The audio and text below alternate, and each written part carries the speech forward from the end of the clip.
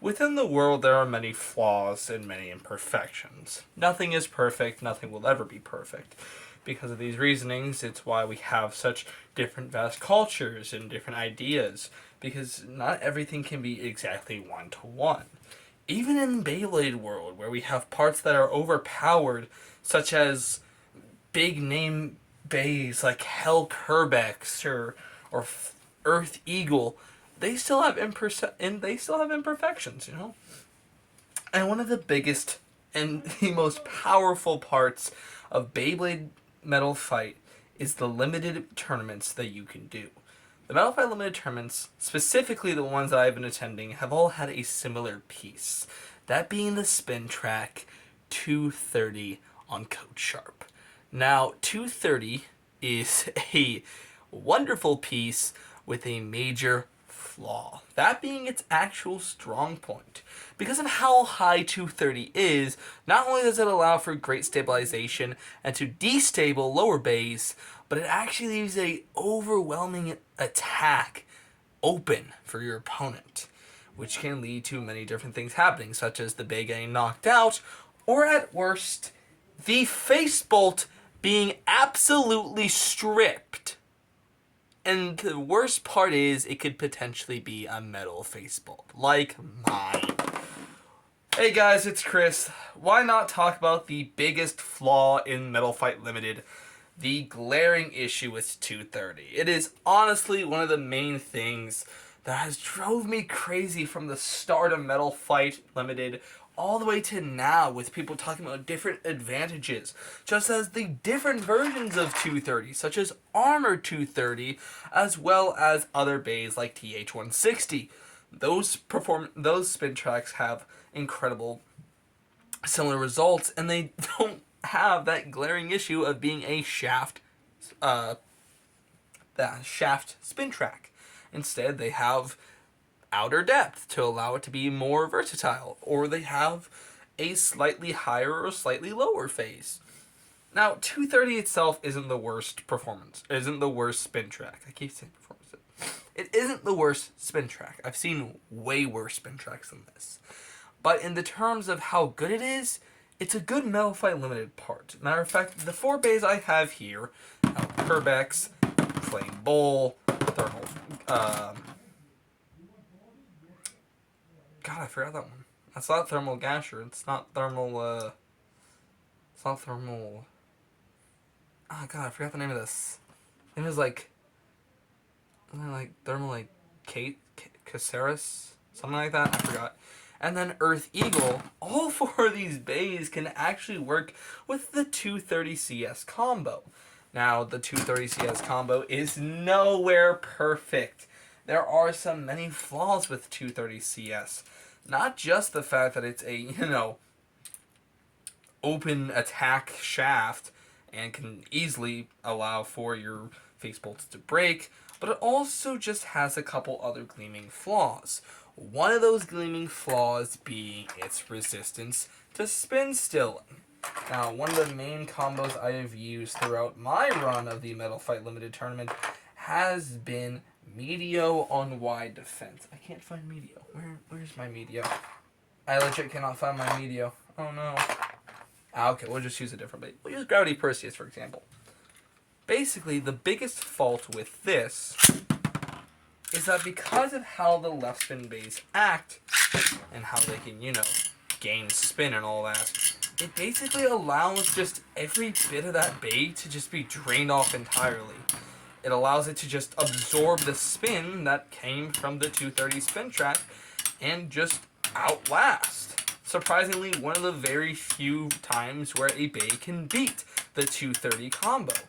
Now, there are other instances where you have a bay of similar height that just has a better tip, or sometimes the attack bay, which knocking it out. Matter of fact, I have the 3 different versions of how exactly it can beat it. For 1, the stalling, for 2, the height, and for 3, the knockout. As you can see here, Gravity Perseus doesn't have any rubber on it, so its stalling effect does not work in the greatest degree. But bays like Medio El Drago, Destructo El Drago, Ronin Dragoon, those bays have a better chance at draining.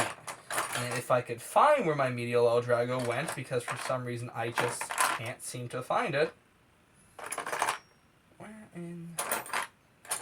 There it is. Okay. Never mind, I found it finally. But basically, medial El Drago with its rubber counter allows it to just drain every bit of spin from Flame. So let's go ahead and test this out. 3, 2, 1, shoot! And we'll go with medial El Drago.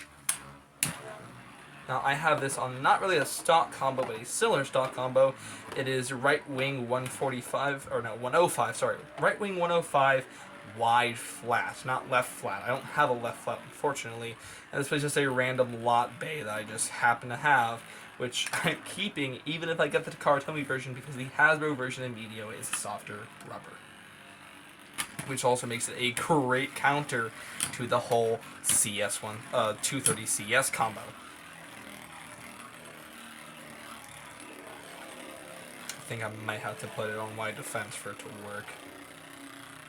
Yeah. Okay, so stock El Drago can't do it because stock El Drago is an attack type. But if we put El Drago onto something like wide defense, ball defense, eternal defense, basically anything that can make it into a defense type and or stamina type, it'll work.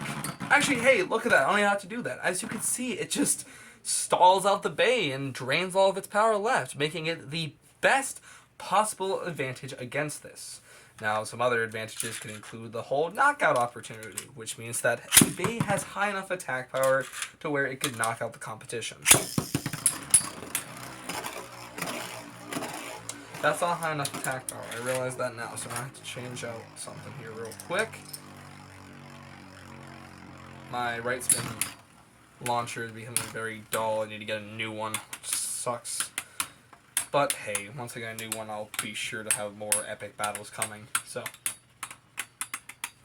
yeah. Okay, so basically, if a bay has enough high spin power with an attack performance tip, for instance, Gravity Perseus, because for some reason this guy can just counter every hit, it performs this sort of knockout motif, where it just allows it to thrash around the 230 blade quite well, actually. Making it very prone to being knocked out, making it very prone to attack types, which, I mean, hey, who doesn't love a Thrasher attack? Now, the difference between this and Medio is that you're not going to always KO with 230. There are chances where you'll do just a slight tap and it'll only go onto the lip. There are chances you'll do a massive attack and it'll get flung across the room. Now, not every occurrence has these possibilities. Of course, there are some where it depends on the blade, somewhere it depends on the launch, somewhere it depends on the track. Truly, it all depends on the variables of Beyblade itself. So if I go and do another go here. Oh, I'm going to knock you guys back there. As you can see, the Flame 230 gets knocked out. I'm probably going to have to readjust the camera. Sorry about that. I didn't mean for the camera to get hit. But as you can see, it can get knocked out quite easily. And then the last choice we have is the whole idea that a similar height can affect it. For instance, Armored 230, which came on Pirate Orochi and Kraken. I forgot the name for Kraken. It's whatever. 3, 2, 1, go shoot. 3, 2, 1, go shoot. That's not what I wanted. Orochi just went off into the distant sunset. Let's try that again. Shoot. And go shoot.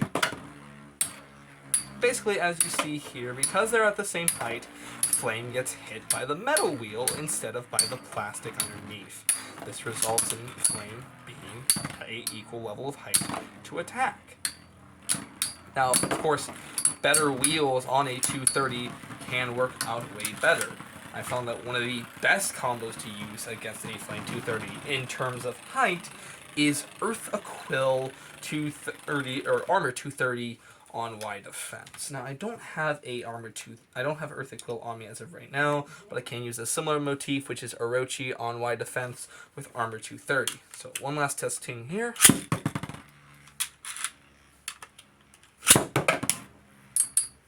And as you can see, wide defense has a way better stamina than Coach Sharp. Now, it could also just be my launcher that's being dull and stupid, because this is just a standard Hasbro Ripcord launcher. But sometimes it'll work, sometimes it won't. It really is, again, just the variables of Beyblade that you have to overcome by overthinking, kind of. I think Armor 230 is slightly less taller than regular 230 due to the fact that Coat Sharp gives it just that extra little boost. So it might not actually be 230, it might be like 210 or something.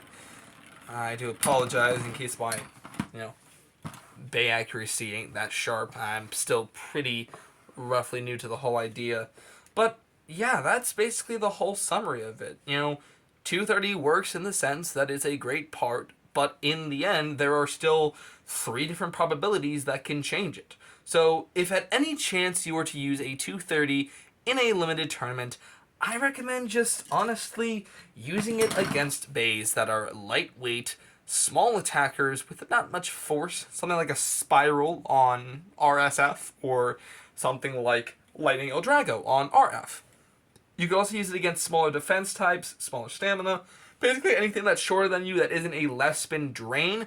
230 works, and it works wonderful. So I hope you get the gist of this. I do apologize if I did some misinformation. Again, I'm still pretty new to the whole concept of Metal Fight Limited. But yeah, that's the whole idea. That's the whole gig with 230. It's honestly a good part, but it does have that major flaw of being just slightly too tall to where it can either, have the 3 possibilities of it losing or just the whole Metal Fight stripping part, which I hate desperately. I hate the whole facebolt stripping part. But hey, that's just what happens in Beyblade. My name is Chris. I'll be signing off for now. Thank you.